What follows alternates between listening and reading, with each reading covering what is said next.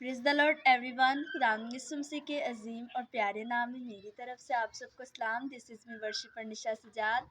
और आए आज हम खुदावंद के ज़िंदा पाक कलाम में से पढ़ेंगे मुकद्दस मरकज़ की इंजील, उसका 11वां बाब और उसकी 22वीं आयत। खुदावंद के पाक कलाम में लिखा है, यीशु ने जवाब में उनसे कहा, खुदा पर ईमान रखो।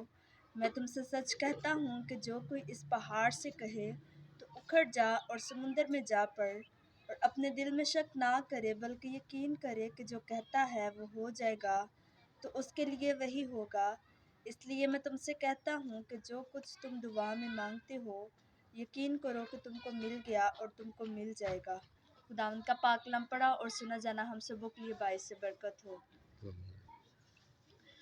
मेरे अज़ीज़ो, आज जो हमने खुदावंद के मुकद्दस पाक कलाम में से पढ़ा है कि अंजीर के दरख्त के बारे में सबक, और हमने खुदावंद के कलाम में ईमान के बारे में पढ़ा है।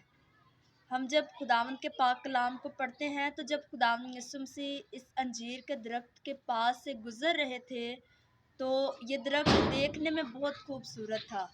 लेकिन जब खुदावंद यीशु मसीह इसके पास गए, उन दिनों में खुदावंद यीशु मसीह को बहुत भूख भी लगी हुई थी। जब खुदावंद यीशु मसीह इस दरख्त के पास गए तो इनको इस दरख्त के ऊपर जब फल नज़र नहीं आया तो खुदावंद यीशु मसीह ने उसके ऊपर लानत की। खुदावंद यीशु मसीह उस दरख्त के पास एक बहुत ख्वाहिश से गए थे कि वो इस दरख्त से फल को हासिल करेंगे। इसी तरह हम अपनी ज़िंदगी में देखें तो हमारी भी ज़िंदगी सेम इसी तरह ही है। खुदावंद हमारी ज़िंदगी के पास आता है। हमारी ज़िंदगियाँ देखने में बहुत खूबसूरत हैं, लेकिन जब खुदावंद इनके पास आते हैं, उनको जब हमारी ज़िंदगी से फल नज़र नहीं आता तो हम खुदावंद से वो बरकत को हासिल नहीं कर पाते। हम खुदावंद से उस नेमत को हासिल नहीं कर पाते जो उसने हमारे लिए रखी होती है।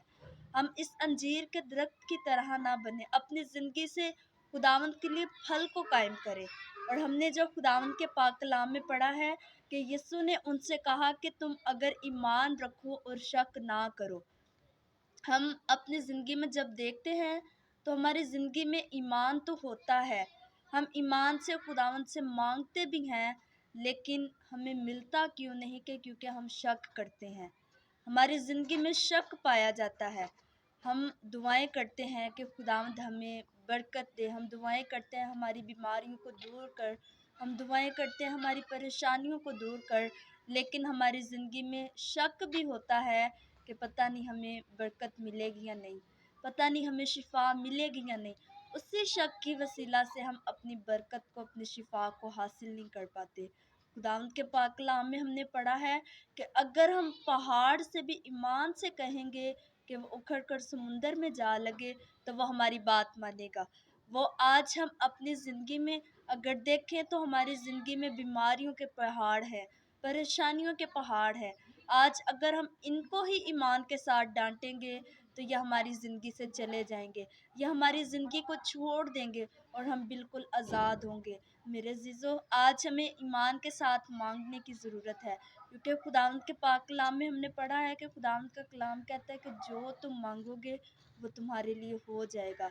हम ईमान के साथ खुदावंद से मांग के तो देखें, वो हमें देने की कुदरत रखता है, क्योंकि खुदावंद के पाक कलाम में लिखा है कि तो खुदावंद तुम्हारे मांगने से पहले ही जानता है कि तुम किन किन चीज़ों के मोहताज हो। मेरा आज आप सबसे यही मैसेज है कि अगर हम खुदावंद से मांगते हैं, अगर हम ईमान के साथ मांगते हैं तो हम शक ना करें। अगर हम ईमान की हैसियत से, ईमान के पूरे ईमान से अगर हम खुदावंद से मांगते हैं तो हम कभी शक ना करें कि हमें पता नहीं मिलेगा या नहीं, क्योंकि हम पूरा ईमान रखें कि हमने जो खुदावंद से मांगा है, खुदावंद वो ज़रूर हमें मुहैया करेगा। सो खुदावंद आज के कलाम के वसीला से आप सबको बरकत दे। आमीन। आमीन।